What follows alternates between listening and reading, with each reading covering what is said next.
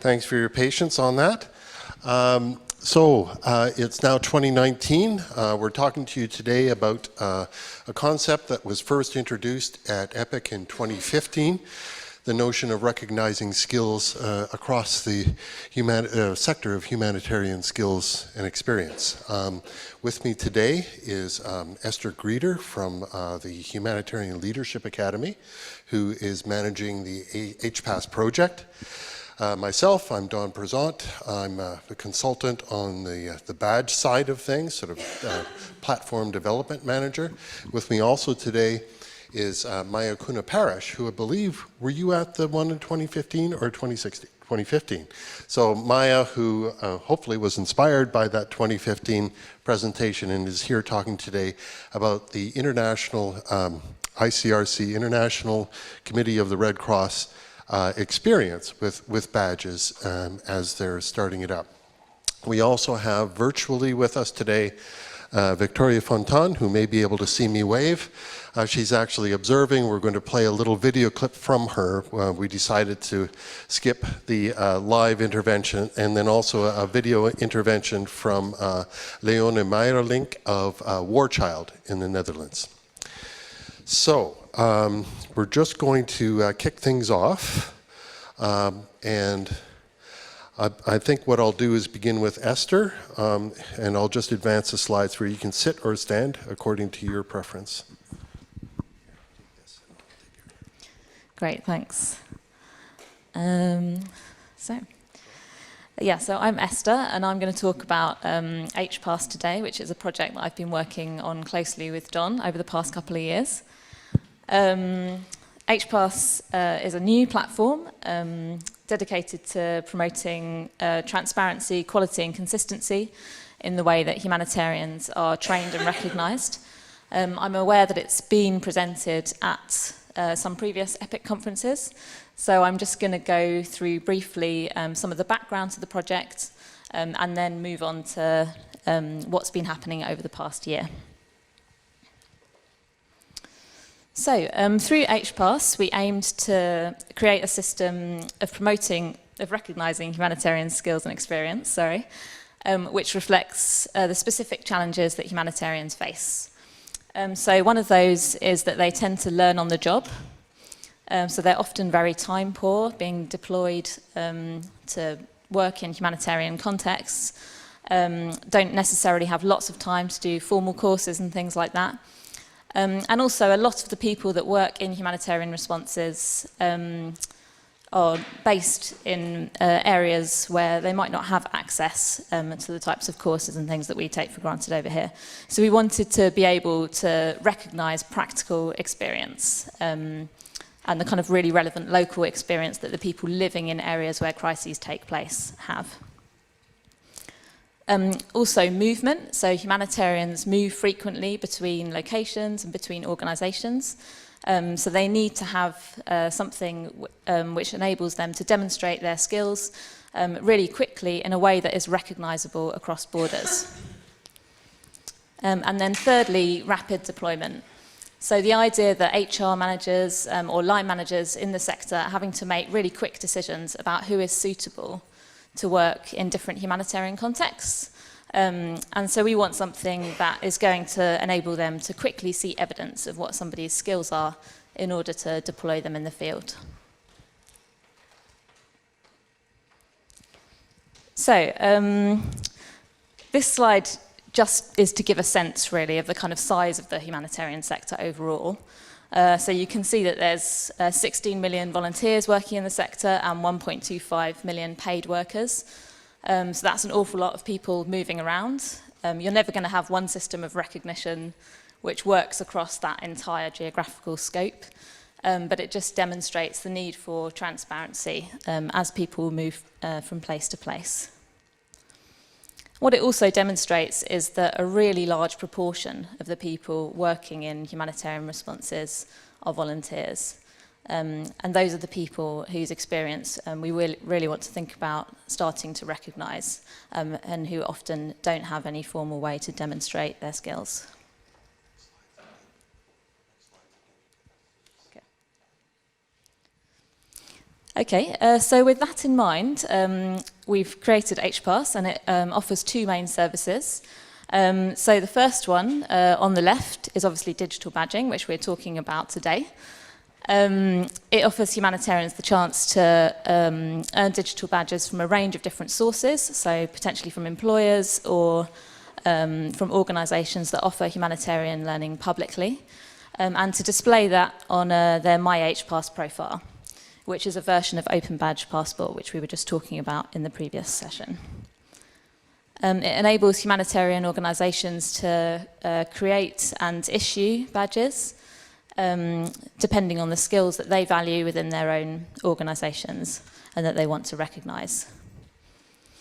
And then on the right-hand side, you can also see two sets of quality standards which have been developed through a really rigorous process, actually led by Victoria Fontan, who's going to talk to us in a moment. And they were developed over 2 years in consultation with 400 organisations worldwide. And they draw together best practice in learning and assessment from across the humanitarian sector. And every organisation that signs up to use the digital badging signs up in principle to using these quality standards as well. Okay, so just to give you a little bit of the story so far. Discussions about HPass, or which led to HPass, have been going on for many years.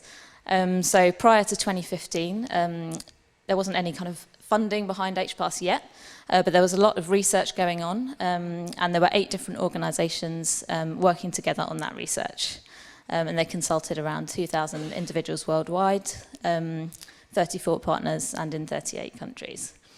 And what they kind of settled upon was this idea of some kind of, at the time they called it a humanitarian passport, but a portfolio that individuals can carry with them as they move from organisation to organisation or as they move around the world, which gives evidence of their skills.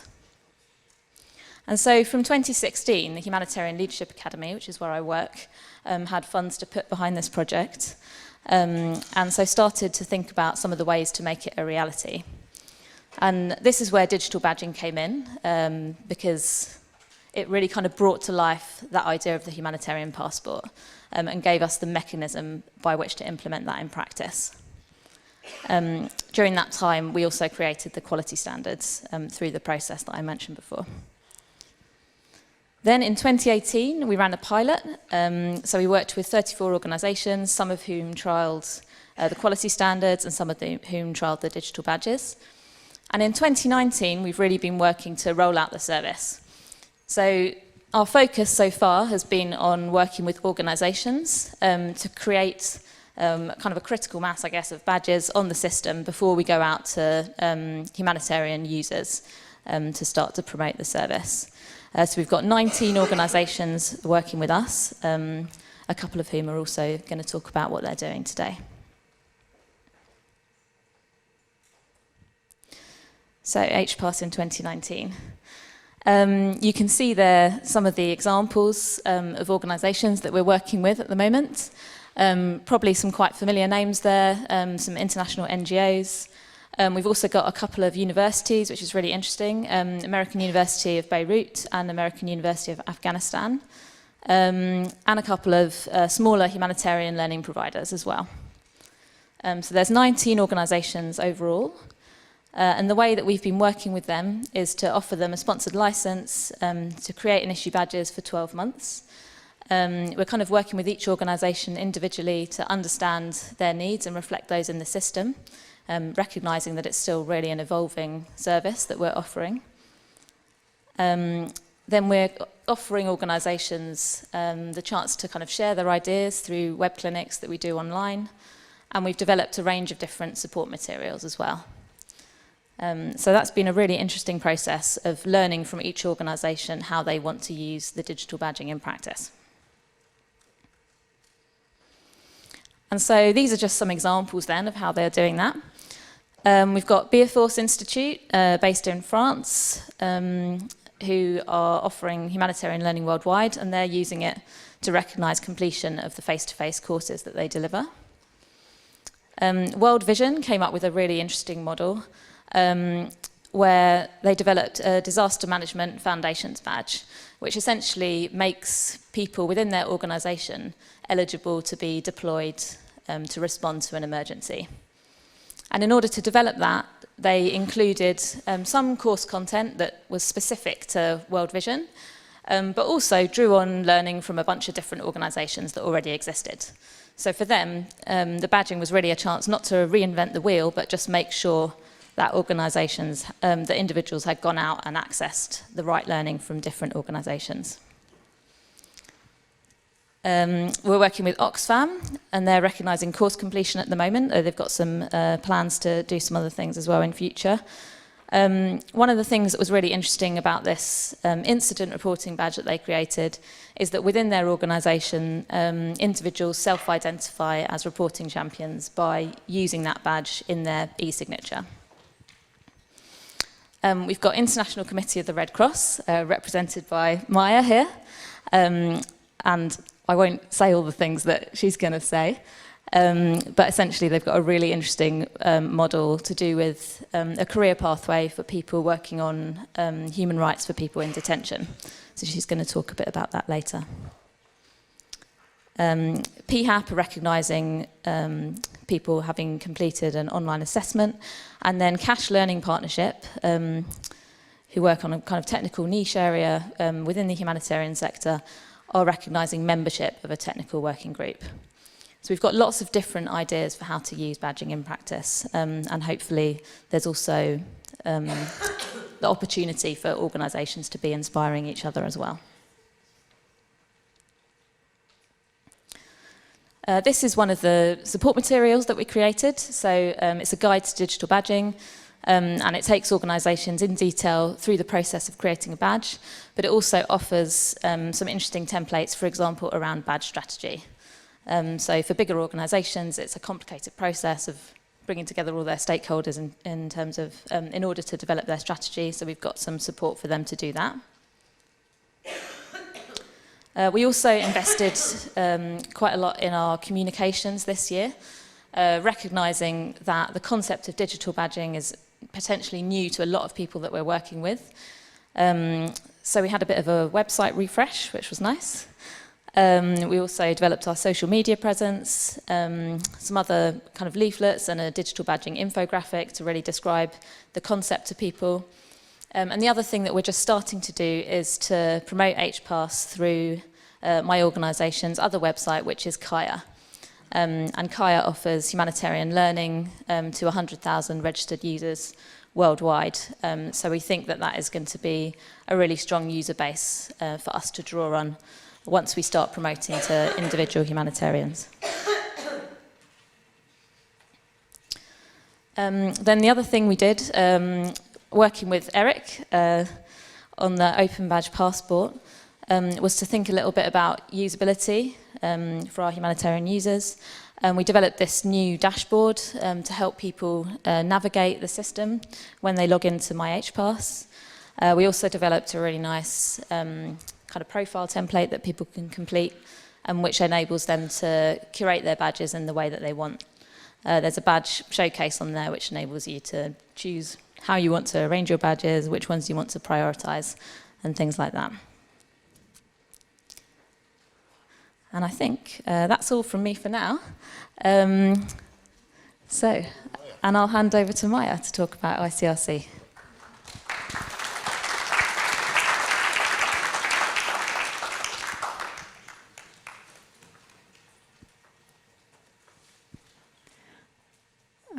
So good afternoon, everybody. My name is Maja Kuna-Parrish. I work at the ICRC in the Learning and Development division. So usually what I do, I help different departments to design and develop training, and as part of my research and development activities, I'm involved in the Open Badges initiative. So in the ICRC, we've been interested in Open Badges for about 4 years, but we didn't get very far, I would say, and this year it's quite exciting because it starts to be a little bit more concrete.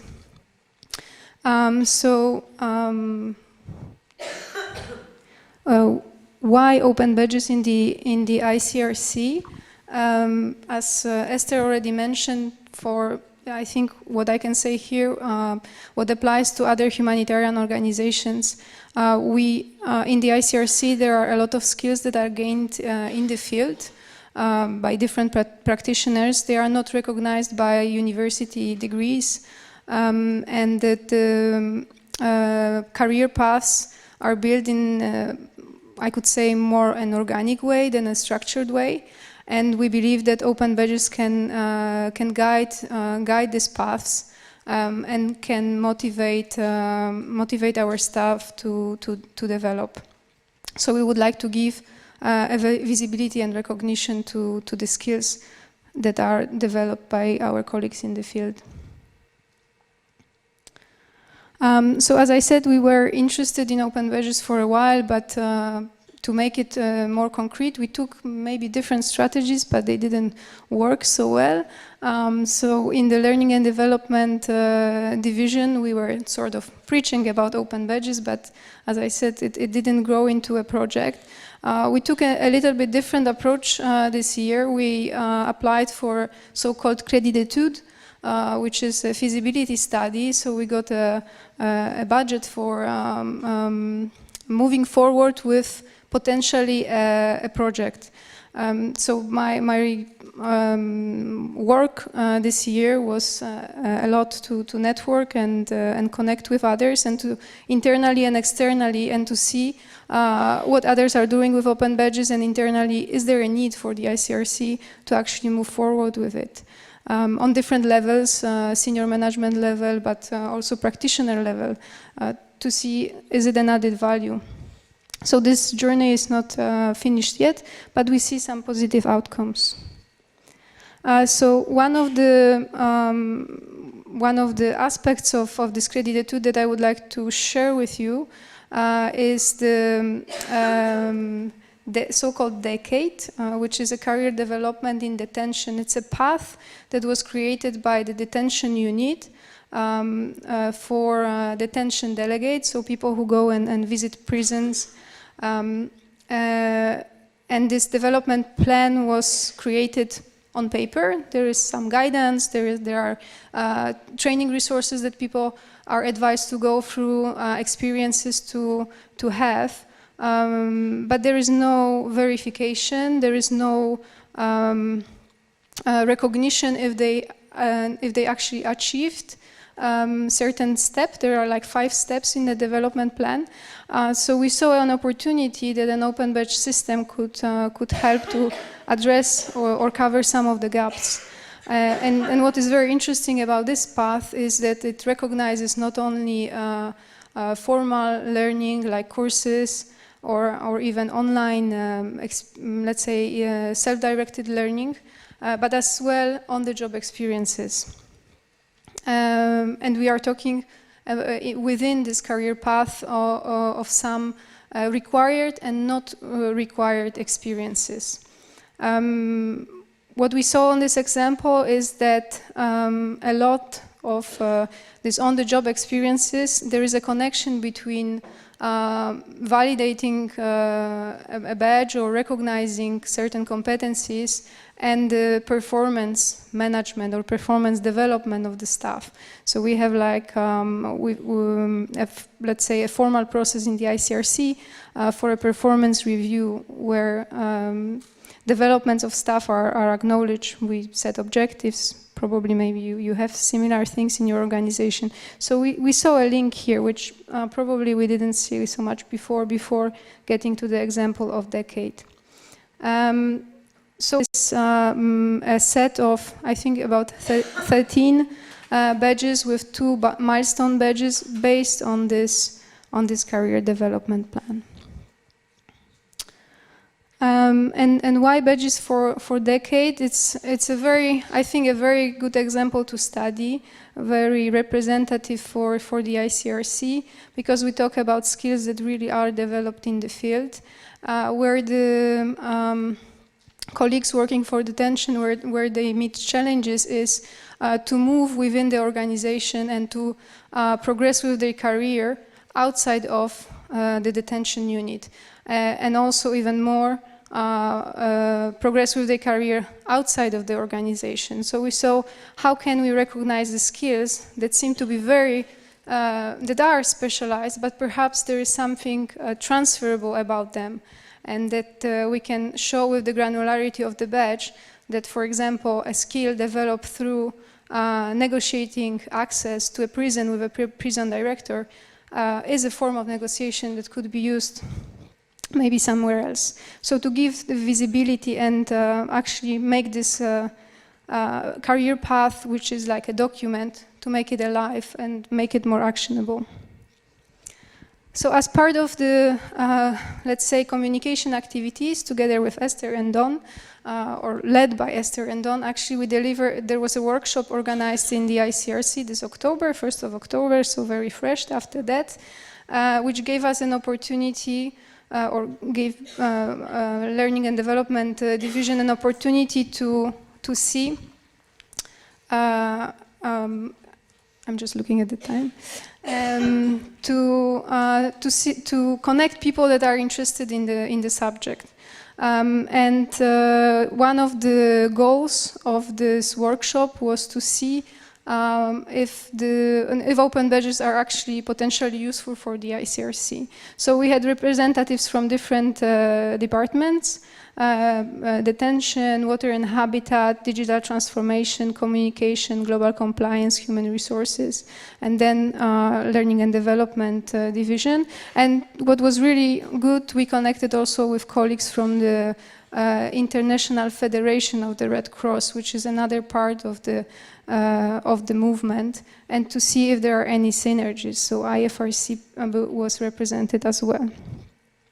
And I think it was a good experience. We actually had a very hands-on exercise of creating an open badge.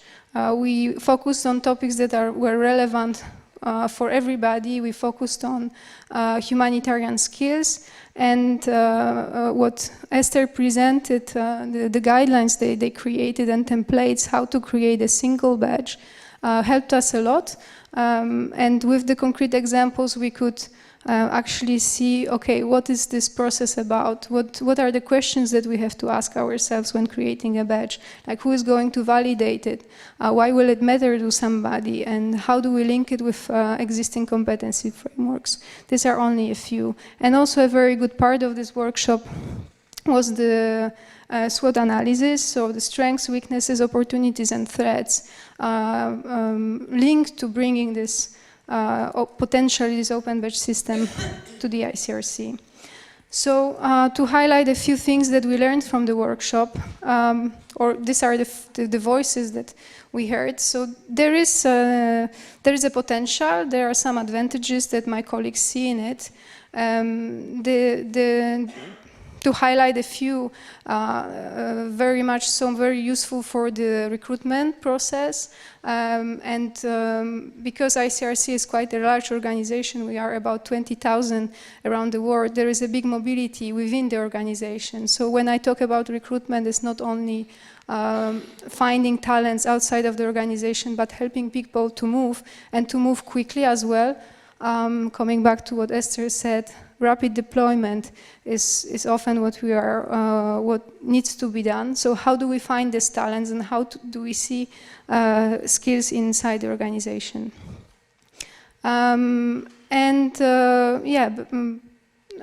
Maybe some other things like help to standardize and align between different programs, and how the badge system could trigger that.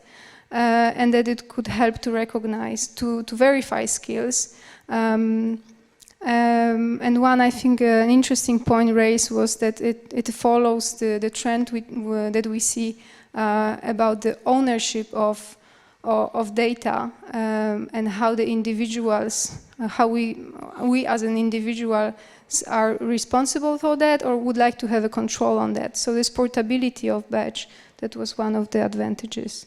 On the other side, the complexity of the system, which could be, and maybe seeing in a big organization that we have so many things that and changes and other processes that are being deployed, that this open badge system could bring another layer of complexity.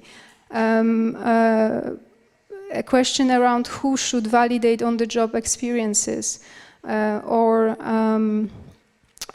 how do we make the system coherent within such a big organization? So there are good questions to explore, and this is what I would like to finish with, are the next steps for me, is to explore further to identify weaknesses, strengths, and how we can address the weaknesses and how can we build on the strengths. How do we support the early adopters? And from the workshop and work done before, I see a few.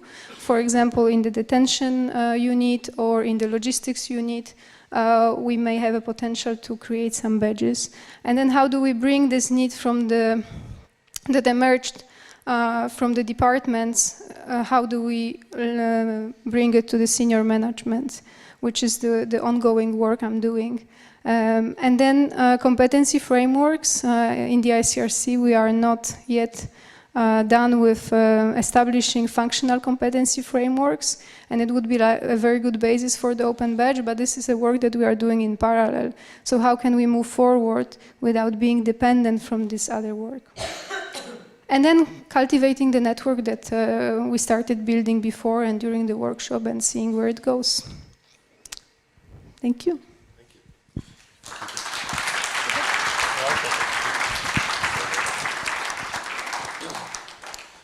Thank you very much, Maja. So we're going to go to the virtual part of the program, which is a couple of videos.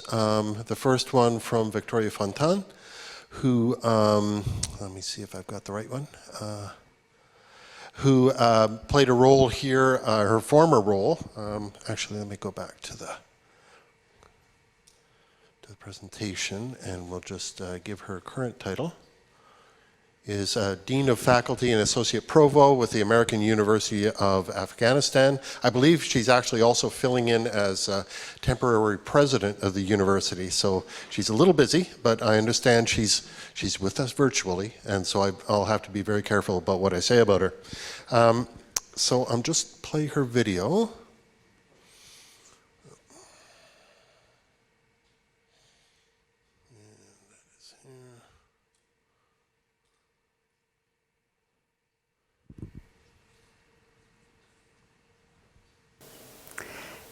Hello, I'm Victoria Fontan. I'm the Dean of Faculty and Associate Provost at the American University of Afghanistan.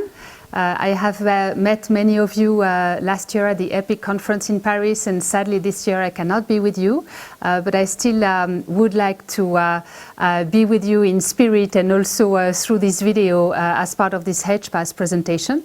We're very happy to be at the university to be a HPAS partner, both in relation to accreditation and also in relation to using the My HPAS platform for digital badges and recognition of both faculty, staff and students. So as the American University of Afghanistan, we are an implementing partner of USAID, and three of our core objectives are going to be served by HPAS. The first one, serving the higher education needs of Afghanistan.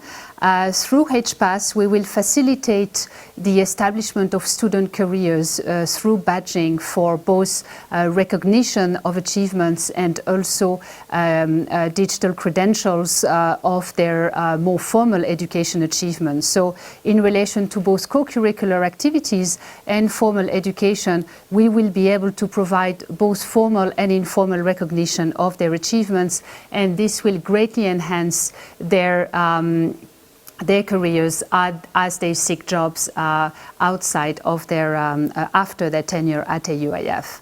So the second objective is to enhance the quality of our academic programs. And in this, of course, faculty and staff training recognition will be greatly enhanced by the use of HPAS services. And at the same time, by receiving the HPAS approved status against the learning standards, we will be able to see where we stand in relation to those internationally recognized learning standards, and also keep improving both in relation to our learning provision and also in relation to the sequencing of our programming and the sequencing of our programming in relation to the local needs, local, regional, and then international needs. So that's the second objective. And then the third one is to support women's academic and professional development.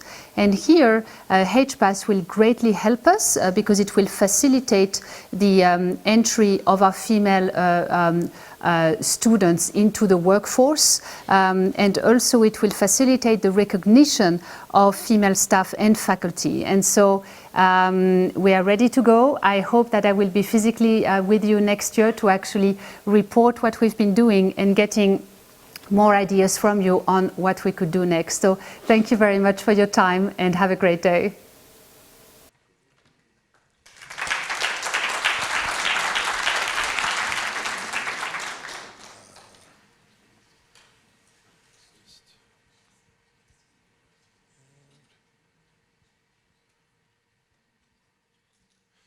So the next speaker, actually maybe I should just advance it so you can see it. It will be Leonie Meyrink at War Child. We're working with Leonie, and I'll let her describe exactly what we're doing.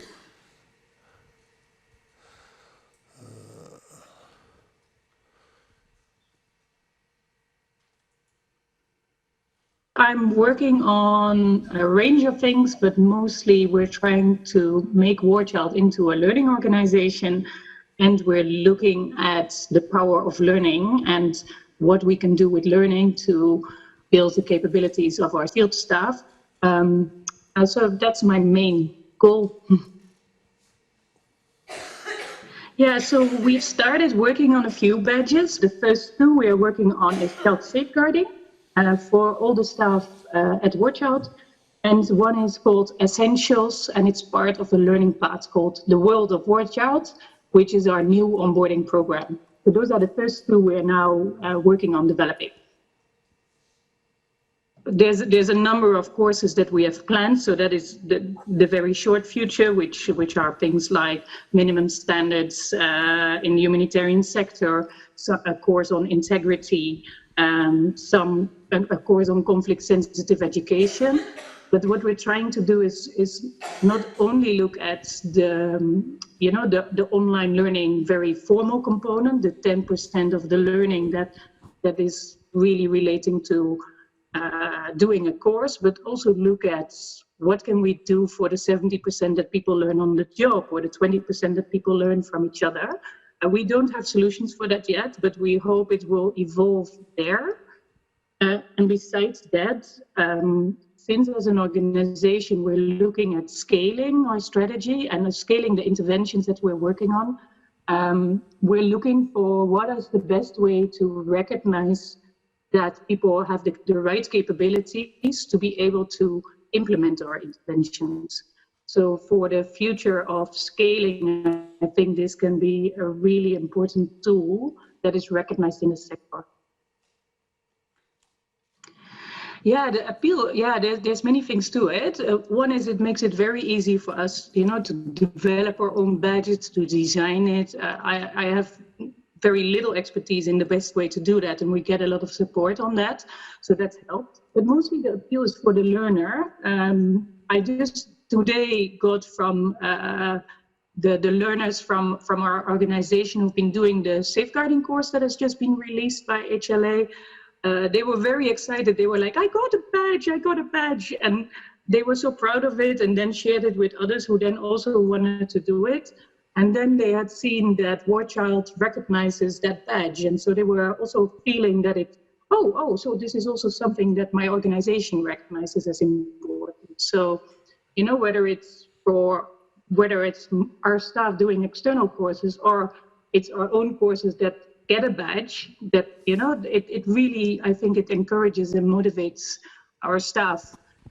At least that's what we're hoping for. I mean, we're really just starting, but that's what I think is the benefits. And then eventually it will lead also to, you know, it will be easier to recruit staff, because you can see, you know, who've taken courses, who have been, you know, learning themselves. So it's also a recognition in the sector. It's a career development opportunity. I think it's just a matter of getting started. It sometimes looks like this massive thing to start with badging, and it looks like it's very, you know, you have to do so much for it. But you can just really start in a very simple way and then build on it. We are now looking at how we can develop a digital strategy, and I think that those are the next steps that we're working on. I think if you do develop a digital strategy, it's good to, you know, start experimenting, because without first looking at what can it look like, what are the things to consider, it's difficult to imagine what your strategy should be like. So, and I would say, please do not only recognize courses, but think beyond just courses. Think of what learning you want to recognize that is valuable.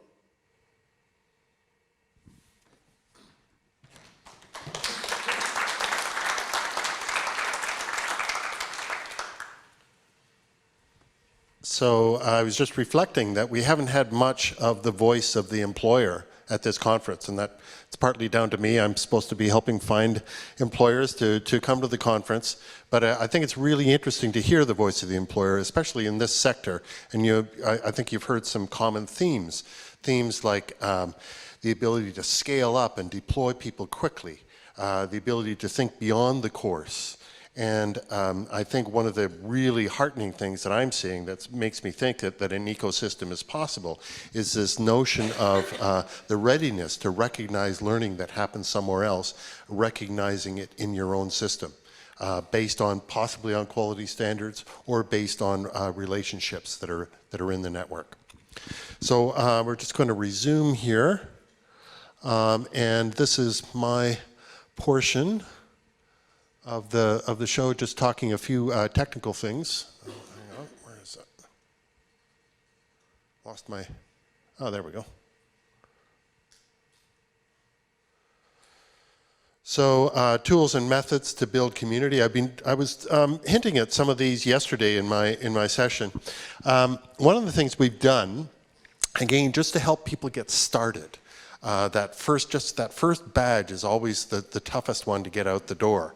So one of the things we've done is we've set up these templates, badge templates, based on international standards for certification or for certificates that we researched, and a number of sources, but probably a key one is the Institute for Credentialing Excellence, but also ISO 17024-2012 for those who want to know. So basically what we've done is use an affordance of the Open Badge Factory system, which is badge sharing, and in this case badge copying.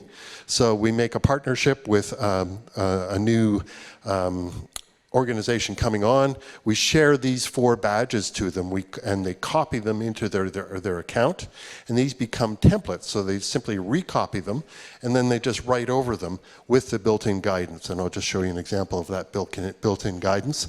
So on the left, those of you who are familiar with Open Badge Factory, this is the description. So I've crammed some information into the description where I say, okay, give a title that's maybe 2 to 4 words. That's a nice length for a title.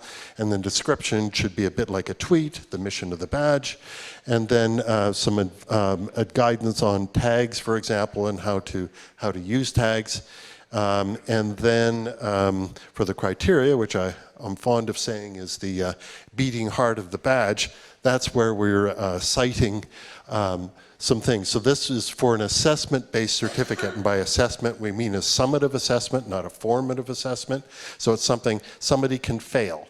Okay, if somebody can fail, that's good, because that means it's rigorous. and that they can certainly retake it. And so it has a little more weight. So basically we define what we mean based on these international standards, and then we point out to, well, maybe a participation-based certificate is enough for this particular context. That's okay. The Institute of Credentialing Excellence supports that, but you just have to be transparent about it and say, that's what it is. And the other elements, have I got that? Yeah, I'll show you this in action. Leonie was mentioning the safeguarding essentials. This is the badge that people were earning. So basically, it was developed in collaboration with Open University. There's the criteria, so a self-guided online course. This is the notional effort time, and there's an assessment requires a pass mark of 80%. So they're being very clear about what it is. And based on that clarity, they have another way of adding value, which is we're using another affordance of the system, and that is endorsement. This endorsement, the Open Badge Factory platform is a very early adopter of this. This is using what's called external endorsement. Originally, it had to be other issuing organizations on the platform. Now it's an email message that goes out to the endorser, and it links them to a form that they can fill in saying why they're endorsing it, and it's some hinting elements that they can use as a starting point, and then they can put their logo on as a sort of a square icon. So we've got Open University, we've got War Child UK, and we now have War Child Netherlands, and more, I think, in the pipeline that will end up endorsing this badge and building the value and building that sort of notion of a portable credential that's based not only on quality, but also just on recognition of quality and trust among the issuing organizations. Some talk about badge language. We worked with a branding company to help us with the badge language for HPAS. This is an option. So we have but we require that people, if you're going to use it, you need to use it in toto. You can't just cherry pick. So some organizations have used it. Actually, more organizations have used it than not, but it's perfectly fine to use your own. You may have good reasons for doing that. So the overall shape indicates this is HPAS. We're part of a group. The differentiation comes with the corporate color and the HICON logo. So that's, and you've seen the example of ICRC and some of the other ones that Esther was showing. And then these other elements. So you have the subject matter in the middle. You have the check mark saying that there is a summative assessment. The year, that's just an option. Notional hours, 222 hours would be quite a lot. So you'll often see something like 10, 5, whatever, give you a quick indication of how long, you know, what's the load of this badge. And then up at the top, we have, Victoria was mentioning HPAS certification. So if AUAF starts issuing badges and they're aligned and have been demonstrated alignment to the learning standards, they will have the right to put that H there. And if there's another form of endorsement, such as, let's say they conform to the ISO 17024 that I mentioned and get a standards body to say that they have, to guarantee that they have, that would be another form of formal endorsement. Okay, and so that's just one element of value for people who worry about quality and quality systems. Another one, as I say, is more social. Other organizations say this is good. Okay.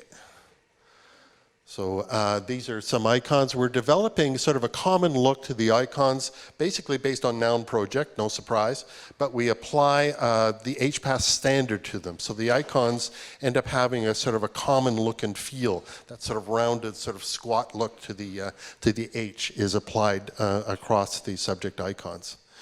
And that's, and then the other thing we have is a PowerPoint template that we use as a badge design tool.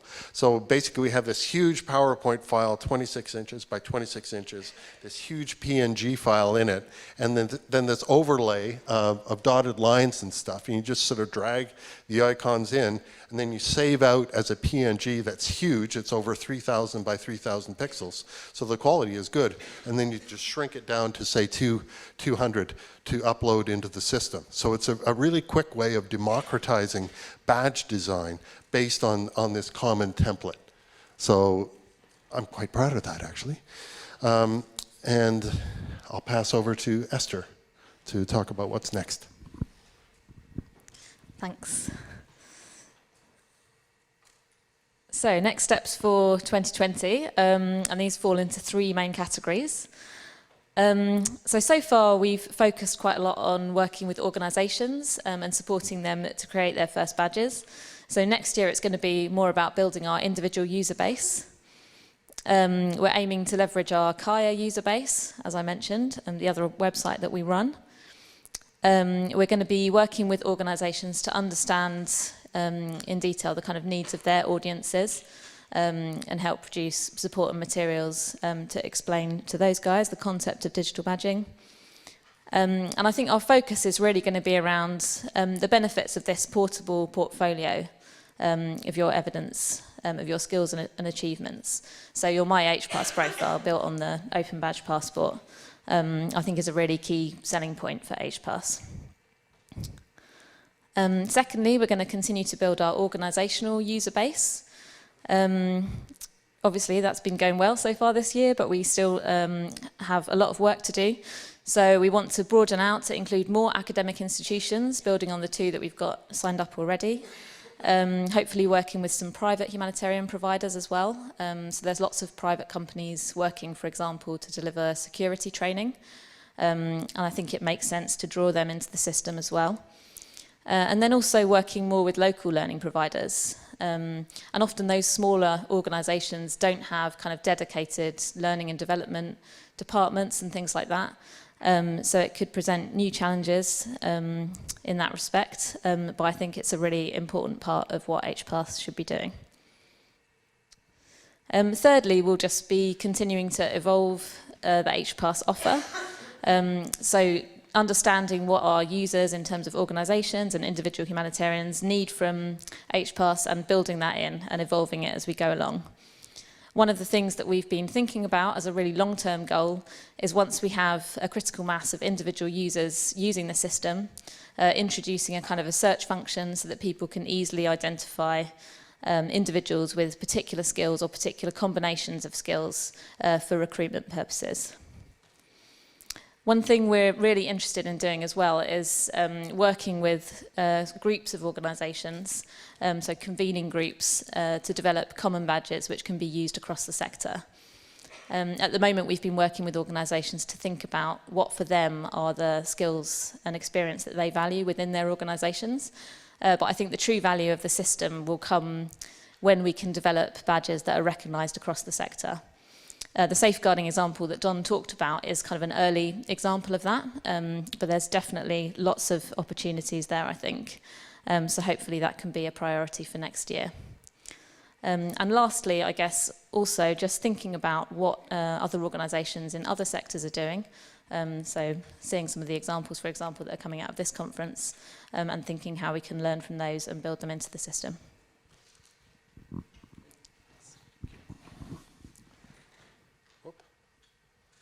So I guess just to sum up what we're talking here, I've been fascinated by the territoire apprenant as a concept, and I guess this is secteur apprenant. So basically applying what would normally be regional across the sector, across countries, and across global regions, in fact. And I think there's a lot of opportunity for cross-fertilization of ideas, and that's, for me, is going to be the fascinating thing in the next 12 to 18 months. So, thanks very much. We can take questions.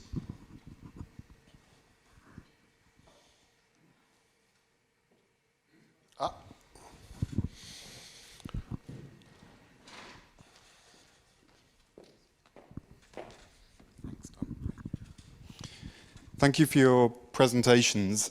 As we heard in the previous session before this one, credibility is really important.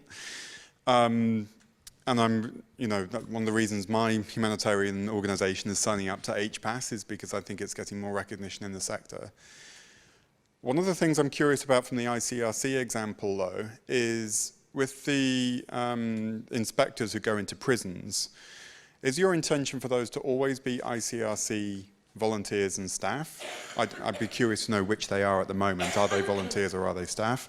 Or are you also looking about how this badge could be applied to, say, other sort of prison inspector systems in the voluntary sector outside ICRC?